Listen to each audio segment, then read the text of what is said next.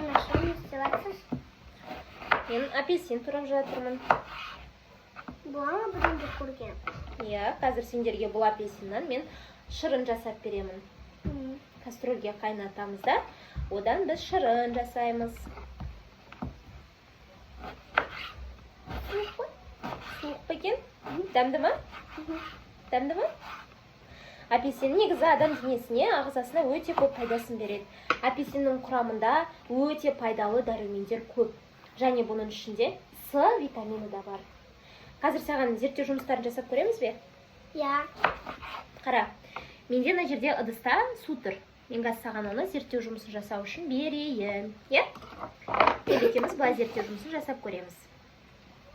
Сен түсіндің ба, апельсиннің бойында дәрумендер бар екен? Иә. Қандай витамин бар дедің?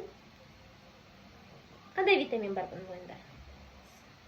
Жақсы. Жақсы, иә, адам ағзасына өте көп витаминдер бар, пайдасы бар. С витамині бар деп айттым, иә мен? Қанки жеңді түре ғой. Жеңінді түреміз. Сен зерттеу жұмысында біз камераға түсіріп алайық осылай. Енді қара. Мінекей, мына апельсинді сен қазір суға салып көр. Не болатынын көреміз. Иә.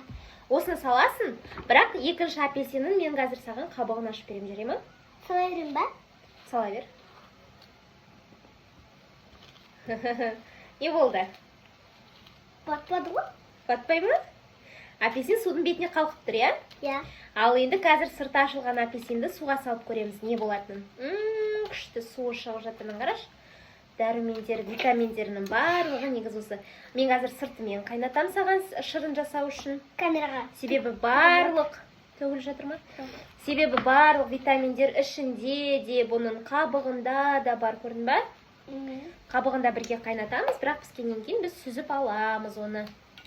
Бірақ күніне 500 граммнан аспайтын апельсин шырынын ішуге болмайды. Иә. Түсіндің бе? Бір уақытта олай көп мөлшерде сұрап кетуге болмайды. Мінекей қара. Мынаны енді салып көр. Саласың ба, сал. Қазір біз көреміз. Ақырын. Қараңыздар. Бізде мына жерде сырты бар апельсин не болды? Судың бетіне көтеріліп тұр, иә? Иә. Ал сырты жоқ. Батып тұр. Судың түбіне батып кетті. Себебі бұл сырты бар. Бұның сыртында бізде не бар? Ауа бар ұстап тұрған, Ауа бар. Бұның сыртын ашығаннан кейін апельсин өзі сулы, витаминге толы, сондай болғандықтан бұл өзі ауыр болып суға батып кетеді. Былай салыстырсаң, мынау судың бетіне қалқып шығып тұрады. Қышқыл болады ғой. Күшті ме екен? Саған бүгінгі зерттеу жұмыстары ұнады ма? Иә.